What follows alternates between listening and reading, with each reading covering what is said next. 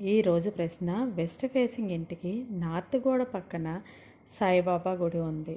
అయితే సాయిబాబా గుడి నీడ ఇంటి మీద పడవచ్చా? వాస్తు ప్రకారం చెప్పాలి అంటే సాయిబాబా గుడి కానీ దత్తాత్రేయుడు గుడి కానీ పక్కన ఉంటే అఖండ కుబేరయోగం కలుగుతుంది. వేరే ఏ ఇతర దేవాలయాలు ఉన్నా నష్టమే కానీ లాభం ఉండదు.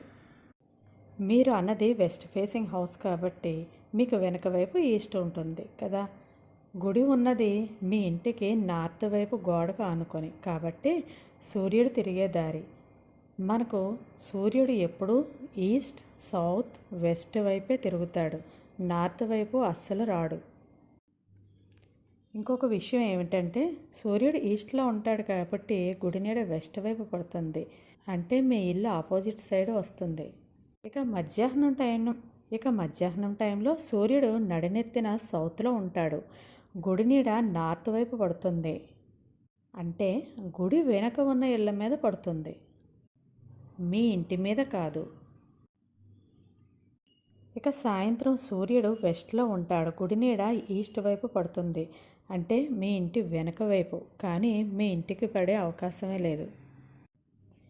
మీ ఇంటి మీద నీడ పడాలంటే సూర్యుడు నార్త్ వైపు ఉండాలి. అది ఎప్పటికీ జరగదు. కాబట్టి మీది వెస్ట్ ఫేసింగ్ అంటున్నారు కాబట్టి నార్త్లో గుడి ఉండడం అనేది చాలా మంచిది. కుబేరస్థానం, వెల్త్, పీసు అన్నీ వస్తాయి. ఇక ఏ టెన్షన్ పడకుండా హ్యాపీగా ఇల్లు కొనుక్కోండి. దత్తాత్రేయుడు సాయిబాబా గుడి పక్కన ఇల్లు కొనుక్కోవడం అంటే చాలా అదృష్టం ఉండాలి. మీరు అపర కుబేరులు అవుతారు. ఇంకా మీకు ఏమన్నా డౌట్స్ ఉంటే కామెంట్ బాక్స్లో పోస్ట్ చేయండి. వెంటనే వీడియో చేయడానికి ప్రయత్నిస్తాను. Thank you.